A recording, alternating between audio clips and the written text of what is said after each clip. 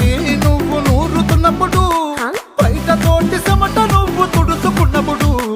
దండాన నీ సొక్క ఆరేస్తున్నప్పుడు, నీ ఒంటి వాసన తెగ గుర్తొచ్చినప్పుడు, రెండు చేతులెత్తి జుట్టు ముడిచినప్పుడు, జండు కత్తుకొని పడుకున్నప్పుడు, అలసిపోయి నువ్వు ఆవలించినప్పుడు, వచ్చుండై ఫీలింగ్స్ వచ్చి వచ్చి చంపేస్తు